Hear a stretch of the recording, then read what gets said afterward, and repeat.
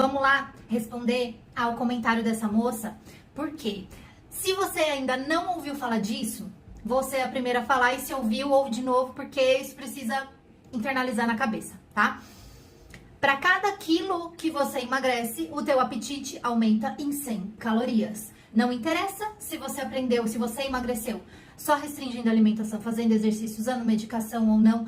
Isso é fisiológico, isso vai acontecer. Agora eu te falo, você entende por que é tão complicado emagrecer uma grande quantidade de peso de uma vez só? Porque imagina que você perdeu 7 quilos. Para cada quilo, dá quantas calorias? Faz a conta aí. 700, né? Imagina você ter esse tamanho de fome, isso vai se manifestar como? Com um desejo intenso de, às vezes, comer coisas muito calóricas ou grandes quantidades. E se você não fica atento ou atenta a isso e tem um acompanhamento adequado pra gente manejar isso de uma outra forma, onde você vai continuar comendo, você aprende a, não é dosar, mas a entender o tamanho das porções para que você não precise fazer restrições e tudo mais, para você conseguir lidar com isso para sua vida. Por que vocês acham que eu encho tantas pacientes falando sobre legumes e verduras, sobre frutas? Porque você vai ter que aprender se você quer. Se você quer emagrecer de forma inteligente, você precisa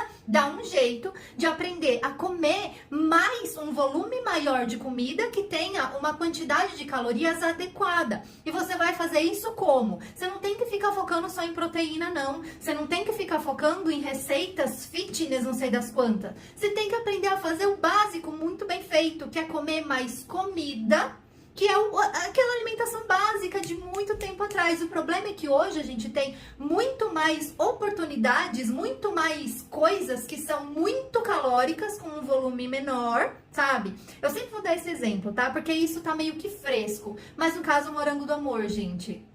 É um morango cheio de brigadeiro, com uma casca de chocolate. A mesma coisa lá no passado, quando apareceu o tal do chocotone, porque o panetone e o chocotone já são alimentos que têm uma quantidade energética grande. Só eles por si só já tava ótimo, mas aí as pessoas inventam de ficar colocando recheio, cobertura, comer com sorvete. Se isso é feito de forma pontual, ótimo, mas a gente sabe que isso não é feito de forma pontual. A forma pontual de vocês, às vezes, né, isso não é um julgamento, tá? É só enfim, que eu também sou um ser humano e eu também faria isso se não fosse a minha consciência de hoje.